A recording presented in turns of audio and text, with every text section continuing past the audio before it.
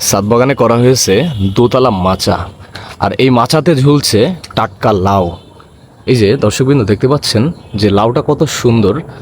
আর এই মাচাতে আমরা 2টি লাউ দেখতে পাচ্ছি এবং সকালে সে প্রায় 4টি লাউ হারভেস্টিং করেছে। তো মাচার পুরো শেপটা হচ্ছে এইটা। তো এখানে যেটা হয়েছে দেখুন, ওপরে লাউয়ের মাচা, নিচে কিন্তু আবার অন্য অন্য শাকসবজিও লাগানো যাচ্ছে।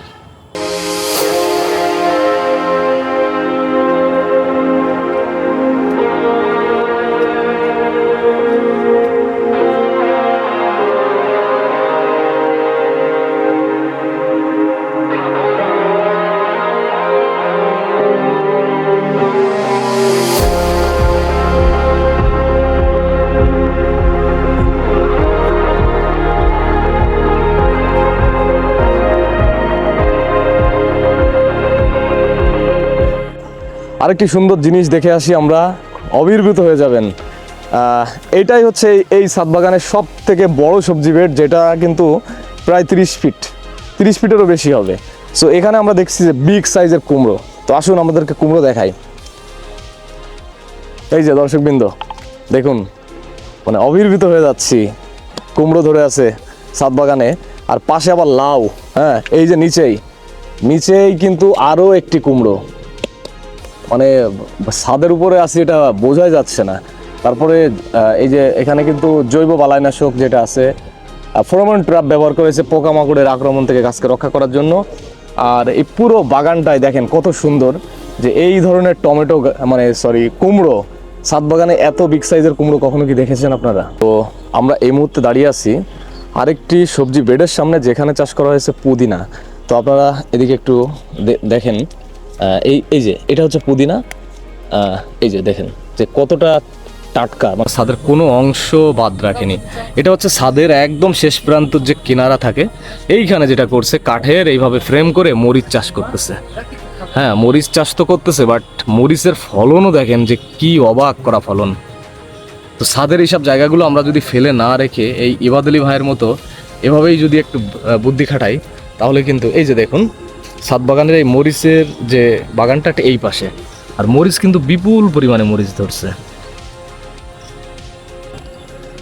এই সামনেরটা হচ্ছে সিঁড়ির রুম। এই সিঁড়ির রুমের পাশের যে জায়গাটি আছে, এই জায়গাতে চাষ করা হয়েছে শশা, ময়নামতি শশার।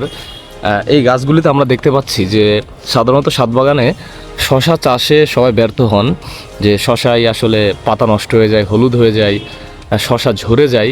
বাট এখানে যে শেডটা আছে, এই শেডে কিন্তু বিপুল পরিমাণে শশার ফুল এসছে এবং খুব শীঘ্রই আমরা আশা করছি ফলও চলে আসবে। তো শিকড় প্রযুক্তির এই ছাদ বাগানে প্রত্যেকটা জায়গায় কিন্তু অসাধারণ ফলন আমরা লক্ষ্য করছি। এটা মূলত 2 তলা সবজি বেড বলা যায়। 5 ফুট উচ্চতার এই বেডটি, নিচে একটা শেড আছে, উপরে একটা। তো উপরে চাষ করা হয়েছে এটা হচ্ছে বাঁধাকপি। তো বাঁধাকপি এখানে আমরা দেখতে পাচ্ছি যে 10 বাই 10 ফিট হবে বেডটা সাইজ। সো এখানে প্রায় 30 থেকে 40টা বাঁধাকপি এবং সবই কিন্তু পরিপক্ক। এখন আছি সিম গাছের সামনে। এটা সম্ভবত খাটো জাতের সিম। হ্যাঁ, তো সবই তো এখানে চাষ হচ্ছে, সিমটা কেন বাদ থাকবে? এই যে ছাদ বাগানে সিম ধরছে, সিমের ফুল অলরেডি চলে আসতেছে। তো এই পাশে যে বরবটির মাচাটা আছে, এই বরবটির মাচার পাশেই কিন্তু এই সিমের যে শেডটা। তো আসলে কোন সবজিটা নেই, আর প্রত্যেকটা গাছ এত সুস্থ সবল তরতাজা, মানে অবাক হয়ে যাচ্ছি। 1 হাতেরও বেশি এই এত বড় সবজি, এটা কিন্তু 1 হাতেরও বেশি।